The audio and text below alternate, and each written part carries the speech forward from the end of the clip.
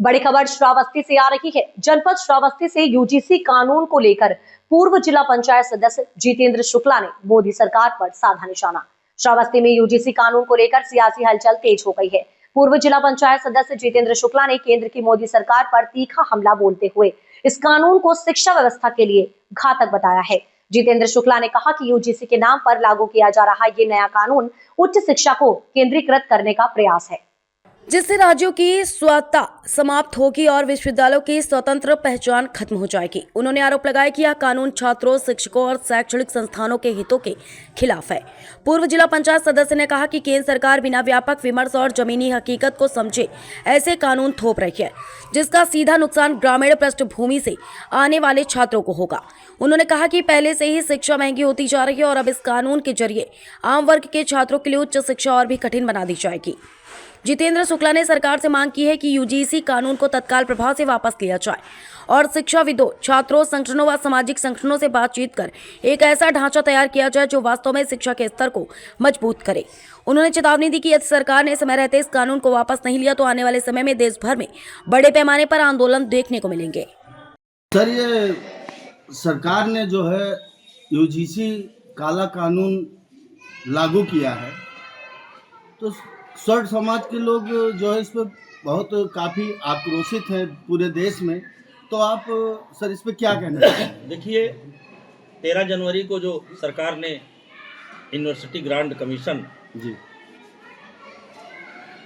के तहत ये जो कानून बनाया है, देखिए कानून की मुख्य अवधारणा में जी जी उन्होंने समतामूलक समाज की परिकल्पना की बात कही है। हमारा कहना यह है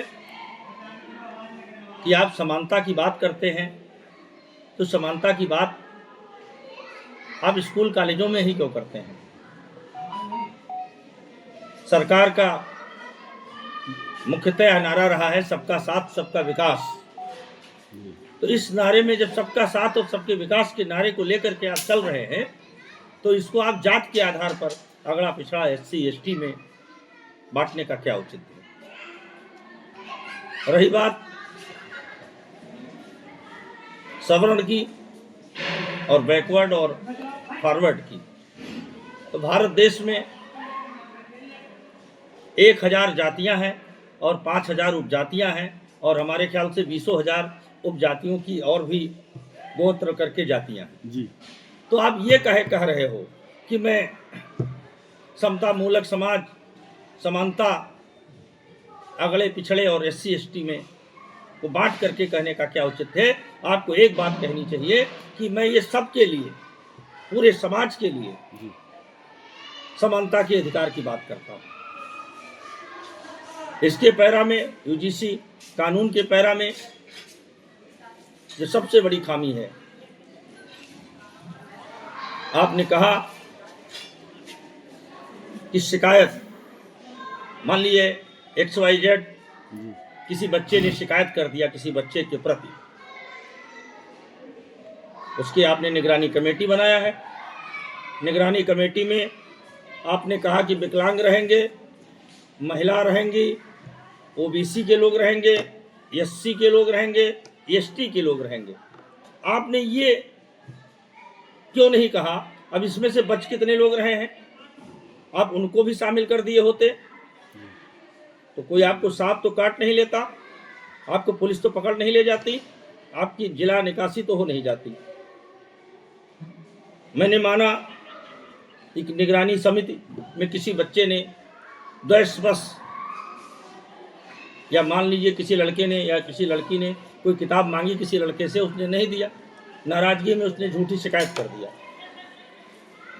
अब शिकायत, मान लीजिए जांच हुई, निगरानी समिति ने जांच किया, शिकायत झूठी पाई गई, तो शिकायत झूठी शिकायत करता पान खा करके और कॉलेज में खीसे निपोड़ते हुए नजर आएगा। आपको यह मुकम्मल व्यवस्था देनी चाहिए कि अगर शिकायत सही पाई गई तो वो लड़का रिस्ट्रिकेट होगा, जुर्माना होगा, विधिक कार्रवाई होगी। लेकिन अगर शिकायत झूठी पाई गई, किसी ने झूठी शिकायत किया है, तो उसके खिलाफ भी दंडात्मक कार्रवाई का प्रावधान किया जाना चाहिए। जैसे श्रावस्ती जनपद में बहुत सारे ब्राह्मण और सवर्ण नेता इस कानून पर चुप्पी साधे हुए हैं, उसको लेकर आप क्या कहना चाहेंगे? देखिए मिश्र जी, श्रावस्ती जनपद ही नहीं पूरे उत्तर प्रदेश में मुझे लगता है कि प्रभावशाली सत्ता पक्ष के लोगों का जमीर मर चुका है। सत्ता के लिए और कुर्सी के लिए वो अपने समाज, अपने परिवार, अपने बेटे की बलिदानी देने के लिए तैयार बैठे हैं। तो ऐसे निकम्मों पर चर्चा करने का कोई बिंदु नहीं बनता है, कोई औचित्य नहीं बनता है। तो अगर ये कानून वापस नहीं होता है तो आपका अगला कदम क्या रहेगा? देखिए, मेरा ही नहीं, सर्व समाज का, मैं सवर्ण नहीं, सवर्ण की तो बात हो ही रही है, इसमें जो सभी समाज के लोग हैं, प्रबुद्धजन हैं, सबको आगे आना चाहिए और ऐसी निरंकुश सरकार को, जिसने इसके दुरुपयोग की संभावना का आकलन नहीं किया, ऐसे किया, इनको जड़ से उखाड़ कर फेंकने का काम करना चाहिए। ठीक है। अब आप भी बन सकते हैं सिटीजन जर्नलिस्ट, लड़ सकते हैं अपने हक की लड़ाई। अपने हक की लड़ाई में चाणक्य न्यूज इंडिया है आपके साथ। आज ही प्ले स्टोर से डाउनलोड करें Chanakya news India mobile app. उसके बाद मेरा पोस्ट पर जाकर अपडेट करें फोटो के साथ। हम बनेंगे आपकी आवाज, देश का तेजी से बढ़ता नेटवर्क, सच दिखाते हैं हम। जय हिंद। बच्चों के भविष्य से खिलवाड़, ग्रामीण क्षेत्र में गुम विकास, न्यायिक क्रिया में भेदभाव, दबी हुई गरीबों की आवाज, पर अब होगी जनता की बात। सड़क से पहुंचेगी संसद तक आवाज। सिर्फ सुन सरकार, देखिए चाणक्य न्यूज इंडिया पर। खबरें जो आपको सीधे जोड़ती हैं हमसे, जिनका आपकी जिंदगी पर होता है सीधा असर। खबरों की वही तस्वीर, बिना बदले, बिना डरे, जज्बा सच का लिए, सच दिखाते हैं हम। चाणक्य न्यूज इंडिया, हम हैं हिंदुस्तानी। कटेंगे तो कटेंगे। आज देश इनसे कह रहा है, तुमसे नहीं हो पाएगा। Can you understand the ignorance? We are not looking for your admiration.